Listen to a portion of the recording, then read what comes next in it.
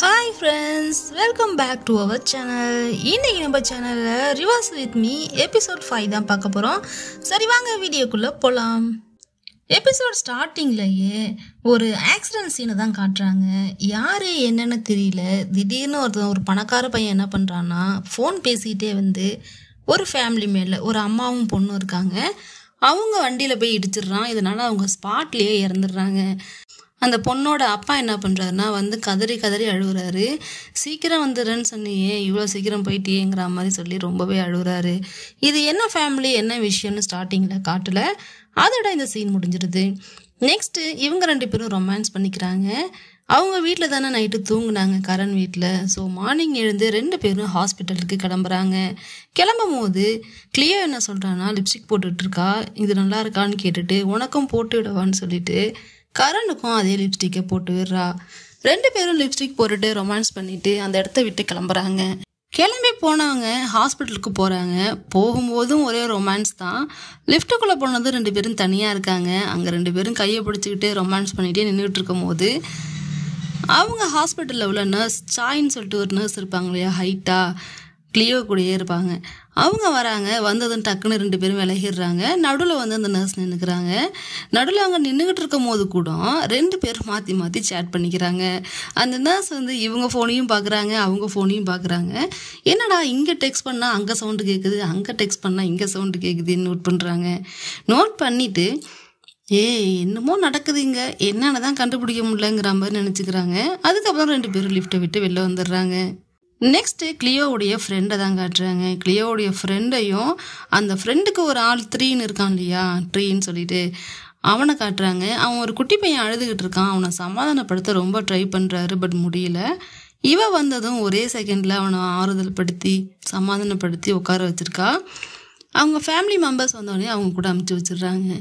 அப்போ ட்ரீ இவளை பார்த்துட்டு ஆச்சரியமாக பார்க்குறான். நீ என்ன மட்டும் இல்லை, குழந்தைங்களை கூட ஈஸியாக வந்து கன்வின்ஸ் பண்ணிடுற. எனக்கு அவனை எப்படி கன்வின்ஸ் பண்ணுறதுனே தெரியவே இல்லை, உனக்கு நிறைய விஷயம் தெரிஞ்சிருக்குன்னு சொல்லிட்டு இவளை பார்த்து ஆச்சரியப்படுறான். அதுக்கப்புறம் மாடிக்கு கூப்பிட்டு போகிறான். மாடிக்கு கூட்டிகிட்டு போயிட்டு காலை தொங்க போட்டுட்டு உட்காந்துருக்கான்.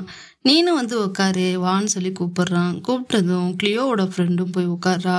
உட்காந்துருக்கும் போது என்ன சொல்கிறான்னா, எனக்கு ரொம்ப மனசுக்கு கஷ்டமாக இருந்துச்சுன்னா நான் இங்கே தான் வருவேன். இங்கே வந்து உட்காந்துருக்கும் போது எனக்கு மனசு கொஞ்சம் ரிலாக்ஸாக இருக்க மாதிரி இருக்கும். உனக்கும் அப்படி இருந்துச்சுன்னா நீனும் இங்கே வரலான்னு சொல்லிட்டு சொல்கிறான். அதுக்கு கிளியோவோட ஃப்ரெண்டு, பரவாயில்லையே இந்த இடம் நல்லா இருக்கு, பார்க்கவும் சூப்பராக இருக்குது, அமைதியாக இருக்குதுன்னு சொல்லிட்டு சொல்லும் போது தான் அவனுக்கு தோணுது, இவ்வளோ நாள் நம்ம இங்கே வந்து உட்காந்துருக்கோம், இவ்வளோ அழகாக இருக்குது இந்த இடங்கிறத நம்ம யோசிக்கவே இல்லை. நம்ம பிரச்சனையை பற்றி தான் நம்ம இவ்வளோ நாள் யோசிச்சோமே தவிர இந்த இடம் இவ்வளோ அழகாக இருக்குங்கிறத பற்றி நம்ம யோசிக்கவே இல்லையேன்னு சொல்லிட்டு அப்போ தான் மாற்றி யோசிக்க ஆரம்பிக்கிறான். மறுபடியும் கிளியோவையும் கரணையும் தான் காட்டுறாங்க. 2 பேரும் அப்படியே பேசிக்கிட்டே ரோடை கிராஸ் பண்ணி வராங்க. பேசிக்கிட்டு என்ன பேசிக்கிட்டு வராங்கன்னா, உனக்கு வந்து டுமாரோ ஷிஃப்ட் இருக்குதா, எனக்கு ஷிஃப்ட் இருக்குது, நம்ம 2 பேரும் அங்கே மீட் பண்ணிக்கலாமான்னு சொல்லி கேட்குறாங்க. அதுக்கு கரண் என்ன சொல்கிறாங்கன்னா, எனக்கு ஆப்ரேஷன் இருக்குது, நான் ஆப்ரேஷன் போகணும்னு சொன்னோன்னே சரி சரி அப்படின்னா நானே அங்கேயே ஷிஃப்ட் வாங்கிக்கிறேன்னு சொல்லி இவங்க சொல்கிறாங்க. இருந்தாலும் கரண் என்ன சொல்கிறாங்கன்னா, இங்கெல்லாம் சிசிடிவி இருக்கும், ஸோ நம்ம அதிகமாக மீட் பண்ணிக்கக்கூடாது, நம்ம தனியாக மீட் பண்ணிக்கலாம், எனக்கு வந்து ஷிஃப்ட் இல்லாதப்போ நான் வரேன், நம்ம 2 பேரும் மீட் பண்ணிக்கலாம்னு சொல்கிறாங்க. இவங்க 2 பேரும் பேசிக்கிட்டு வரும்போது தூரத்தில் ஒரு கார் நிற்கிது. அந்த கார்லேருந்து யாரோ இவங்கள ஃபாலோ பண்ணுற மாதிரி தெரியுது. இந்த விஷயத்த கரண் நோட் பண்ணுறாங்க. வெயிட் பண்ணி பார்க்குறாங்க. பட் யாரும் அவங்களுக்கு ரியாக்ஷன் கொடுக்கலன்னொன்னே சரி நம்மள இல்லை போகலன்னு சொல்லிட்டு அதை ஃப்ரீயாக விட்டுடுறாங்க. அதுக்கப்புறம் கரண் ஒர்க் பண்ணிகிட்ருக்காங்க. ஒர்க் பண்ணும் போதே கிளியோ வராங்க. என்ன ஒர்க் முடிஞ்சான்னு சொல்லி கரண் கேட்குறாங்க. ஆமாம் முடிஞ்சிருச்சு, இப்போ கொஞ்சம் ஃப்ரீ தான்னு சொல்லிட்டு 2 பேரும் சோஃபாவில் உட்காந்து பேசிக்கிட்டு இருக்காங்க. அப்போ கரண் என்ன சொல்கிறாங்கன்னா, நாளைக்கு லஞ்சு உனக்காக நான் செஞ்சு எடுத்துகிட்டு வரேன், உனக்கு என்ன பிடிக்கும்னு சொல்லு, நான் செஞ்சு எடுத்துகிட்டு வரேன்னு சொல்கிறாங்க. அதுக்கு கிளியோ, அந்த சிரமம் உனக்கு வேணாம், நீனே ரொம்ப டயர்டாக இருப்ப, அந்த மாதிரி நேரத்தில் எனக்காக நீ ரொம்ப கஷ்டப்படுறது எனக்கு பிடிக்கல, ஆப்ரேஷன் பார்த்துட்டு நைட் ஷிஃப்ட்லாம் பார்த்துட்டு ரொம்ப டயர்டாக இருப்ப, ஸோ நீ ரெஸ்ட் எடுத்தால் மட்டும் போதும்னு சொல்லிட்டு ரொம்பவே ரொமான்டிக்காக பேசிக்கிறாங்க. அப்புறம் டைம் ஆயிடுச்சுன்னு சொல்லிட்டு கிளியோ அவங்க கிளம்புறேன் நான் போயிட்டு வரேன்னு சொல்கிறாங்க. 2 பேரும் சிக்னேச்சர் மாதிரி அடிக்கடி மூக்க டச் பண்ணிக்கிறாங்க ரொமான்ஸமாக. அடுத்தது அவங்க ஒர்க்கை பார்க்குறதுக்கு அவங்க கிளம்பிட்டாங்க. ஆல்ரெடி கரண் அவங்க ஒர்க்கை பார்த்துக்கிட்டு தான் இருந்தாங்க. இருக்கும்போது சரி கொஞ்சம் டயர்டாக இருக்குது ரெஸ்ட் எடுப்போம்னு சொல்லிட்டு அவங்க சோஃபாவில் படுக்கிறாங்கன்னு கூட சொல்ல முடியாது, இப்படி உட்காந்துக்கிட்டே தூங்குறாங்க. தூங்கிட்டு இருக்கும்போது அவங்களுக்கு ஒரு விஷயம் தோணுது. அவங்களுக்கு அடிக்கடி ட்ரீமில் வரும் இல்லையா, ஏற்கனவே நடக்க போகிறது வரும் இல்லையா, அந்த மாதிரி வருது. அதில் என்ன வருதுன்னா நியூஸ் ஃபஸ்ட்டு, இந்த மாதிரி ஜெயிலேருந்து ஒரு ஜெயிலர் வந்து தப்பிச்சு போயிட்டான், ப்ரீசனர் வந்து தப்பிச்சு போயிட்டான்னு சொல்லிட்டு வருது. தப்பிச்சு போனவன் ஒரு இடத்துக்கு போயிட்டு ஃபோன் பண்ணுறான். ஃபோன் பண்ணி ஒரு பொண்ணை வர சொல்லி அந்த பொண்ணை சுட்டுடுறான். அந்த பொண்ணு வேறு யாரும் கிடையாது, நம்ம கிளியோ தான். ஏற்கனவே கழுத்து நெரிச்சான் இல்லையா, அவன் தான் அது. இப்போ கூப்பிட்டு கொலை பண்ணுற மாதிரி அவளுக்கு தோணுது. டக்குன்னு திடுக்குன்னு வந்து முழிச்சவன் என்ன பண்ணுறான்னா வேகமாக ஓடுறா. ஓடி போய் கிளியோவை கூப்பிட்டுக்கிட்டு சிசிடிவி ரூமுக்கு வரா. சிசிடிவி ரூமுக்கு வந்தவன் என்ன பண்ணுறான்னா அங்கே இருந்துக்கிட்டு இந்த மாதிரி ஒரு கார் வருதான்னு சொல்லிட்டு பார்க்குறா. ஏன்னா அவள் கனவுல எல்லாமே கரெக்டாக அக்யூரேட்டாக தெரியும், இன்க்ளூடிங் டைமிங் கூட நல்லா தெரியும். அதனால என்ன பண்ணுறான்னா அந்த டைமுக்கு சிசிடிவி கிட்ட நின்றுக்கிட்டு அந்த கார் வருதான்னு சொல்லிட்டு பார்க்குறாங்க. இவங்க நினச்ச மாதிரியே அந்த காரும் அந்த இடத்துக்கு வருது. வந்ததும் கிளியோவுக்கு பதிலாக கரண் கிளியோட ட்ரெஸ்ஸை போட்டுட்டு அந்த இடத்துக்கு போகிறாங்க.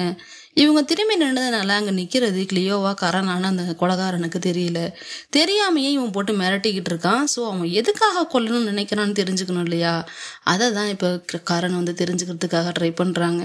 உனக்கு என்ன வேணும், உனக்கு என்ன பிரச்சனைன்னு சொல்லி கேட்கும் போது அவன் ஒரு ஃப்ளாஷ்பேக் சொல்கிறான். ஆக்சுவலி இந்த சீரீஸ் இந்த மாதிரி ஸ்டார்ட் ஆனதுக்கு காரணமே இவன் தான் போல. அவனுடைய ஒய்ஃப் தான் அது. ஸ்டார்டிங்கில் ஒரு ஆக்சிடெண்ட் ஆகிருக்கும் இல்லையா, அந்த ஆக்சிடெண்ட்டில் இறந்தது இவனுடைய ஒய்ஃபும் குழந்தையும் தான். அந்த ஆக்சிடெண்ட்டை பண்ணது ஒரு எம்பியோட பையன். அதுக்கப்புறம் போலீஸ் கம்ப்ளைண்ட் கொடுத்து அவன் தேட சொல்லியிருப்பான். போலீஸில் எவிடன்ஸ் இல்லைங்கிற மாதிரி சொல்லியிருப்பாங்க. இவனே அதுக்காக ட்ரை பண்ணி அங்கே உள்ள சிசிடிவியில் வந்து கேட்டு அதில் உள்ள ஃபோட்டேஜ் எல்லாம் வாங்கிட்டு வந்து காட்டுவான். காட்டினா கூடமே அந்த போலீஸ் ஒத்துக்க மாட்டாங்க. அந்த போலீஸ் யாருன்னு பார்த்தா கிளியோவுடைய அப்பா தான். கிளியோட அப்பா போலீஸ் இல்லையா, அவர் தான் அந்த கேஸை நடத்தி இருந்திருப்பாரு. அப்போ அவங்க போயிட்டு இந்த மாதிரி வந்துட்டு எவிடன்ஸ் இருக்குது, அவனை அரெஸ்ட் பண்ணுங்கன்னு சொல்லும்போது அவர் அரெஸ்ட் பண்ண மாட்டார். ஏன்னா அவன் ஒரு எம்பியோட பையங்கிறதுனாலையும் இவருக்கு அதனால நாளைக்கு ஏதாவது ப்ராப்ளம் வருங்கிறதுனாலையும் இவர் அதை செய்ய மாட்டார். இவனும் எவ்வளவோ கெஞ்சி பார்ப்பான், உனக்கும் ஒரு ஃபேமிலி இருக்குது, உனக்கும் ஒரு பொண்ணு இருக்குது, அதை நான் ஏதாவது பண்ணிவிடுவேன்னு சொல்லி கூட மிரட்டி பார்ப்பான். அப்பயும் அவருக்கு அதில் வாங்க மாட்டார். அதில் கோவமானவன் தான் என்ன பண்ணுவான்னா ஃபஸ்ட்டு எம்பியோட பையனை கொண்டுடுவான். அவனையே அடித்து கொன்று தூக்க மாட்டி தொங்க விட்டுருவான். தொங்க விட்டுட்டு தான் இவன் நடந்து வந்திருக்கான். எப்பன்னா ஃபஸ்ட்டு எபிசோடில் கிளியோ லிஃப்ட்லேருந்து கீழே இறங்குவாங்க இல்லையா, அவங்க ஃப்ரெண்டு வீட்டுக்கு போயிட்டு லிஃப்ட்லேருந்து கீழே இறங்கி நடந்து வரும்போது ஆக்சிடெண்ட் ஆகிருக்கும். அவங்க அப்படி இறங்கி லிஃப்ட்டில் வந்துக்கிட்டு இருக்கும்போது ஒரு ஆள் முகமூடி போட்ட மாதிரி போவார், ஒரு ஹூடி போட்டுட்டு போவார். அந்த ஆளை ஏன் காமிச்சாங்கன்னு அப்போ தெரியல. பட் அந்த ஆள் இவன் தான். அந்த எம்பி பையனை கொன்னுட்டு அந்த பக்கமாக வரும்போது தான் கிளியோவை பார்க்குறான். கிளியோவை பார்த்த உடனே அவன் ஃபேமிலியும் ஒரு ஆளை கொல்லணும், அந்த போலீஸ் ஃபேமிலியும் ஒரு ஆளை கொல்லணும்னு நினைக்கிறான். அதுக்கப்புறம் தான் கார் எடுத்துகிட்டு வந்து அந்த ரோட்டில் கிளியோவை அடித்து கொண்டு இருக்கான். ஆக்சுவலி அங்கே நடந்தது ஆக்சிடெண்ட்டே கிடையாது, மர்டர். பட் அதில் இருந்தும் தப்பிச்சிட்டாங்க. அதையும் அவன் சொல்கிறான். இப்போ தான் கரனுக்கு எல்லா விஷயமே புரிய வருது. இப்போ இங்கே வந்திருக்கிறது கூட கிளியோவை கொல்றதுக்காக தான் வந்திருந்திருக்கான். இதெல்லாம் தெரிஞ்சுக்கிட்ட கரணையே சுடுறான். சுடும்போது என்ன பண்ணிடுறாங்கன்னா இவங்க டைமை ரிவர்ஸ் பண்ணிடுறாங்க. ரிவர்ஸ் பண்ணோடனே மறுபடியும் எங்கே ஸ்டார்ட் பண்ணாங்களோ அங்கேயே போயிட்டாங்க. அங்கே கிளியோ கிட்ட எல்லா விஷயத்தையும் சொல்லிவிட்டு இதை எப்படியாவது தடுக்கணும்னு சொல்லிட்டு போலீஸுக்கு ஃபோன் பண்ணுறாங்க. ஏன்னா இன்னும் மறுபடியும் பார்த்து மீட் பண்ணி பேசுகிறதுக்கு டைம் இருக்குது. இவங்க அந்த டைமுக்கு முன்னாடி தான் போய் பார்த்து எல்லாத்தையும் தெரிஞ்சுட்டு வந்துட்டாங்க இல்லையா. இப்போ அவன் வந்து நிற்கிறதுலேருந்து நடக்கிறதுலேருந்து எல்லா விஷயமும் இவங்களுக்கு தெரியும்.